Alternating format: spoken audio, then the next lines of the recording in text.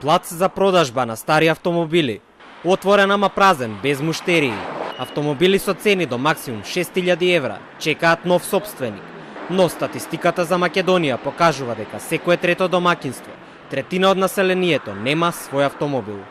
Во извештајот на статистика за снабденост на домаќинствата со трајни потрошни добра во периодот од 2015 до 2017 година, измерено е дека помалку од 60% од семејствата имаат патнички автомобил. Жителите на Скопје на возењето автомобил гледаат и како потреба, но и како луксус, поради цената на горивото. И нормално цената на возилата. Така да модерниот начин на живот, нормално дека треба да имаш возило. За наш стандард, реално бараат многу одржавање, скапо ни е горивото, немаш каде да се паркираш. Подобро е да го средат јавниот превоз, што ќе имаме нели автобуси, дај Боже трамвај, кај што луѓето онака ќе можат да одат у град, да не потрошат еден куп пари. Мислам дека е потреба. Да, треба секој да има.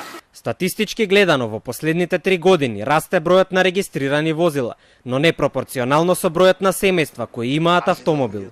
Небалансираноста на двата раста покажува дека има домаќинства во кои се зголемува бројот на автомобили, односно ако преклани имале 2 возила, сега имаат 3 или 4.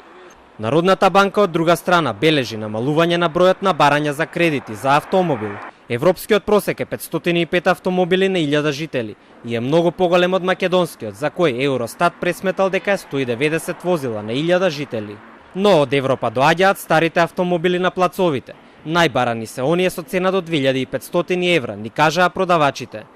Доколку тоа се пресмета во македонските пратенички патни трошоци, излегува дека оние народни избраници што добиваат и над 10.000 евра за половина година, може да си купат 4 половни возила.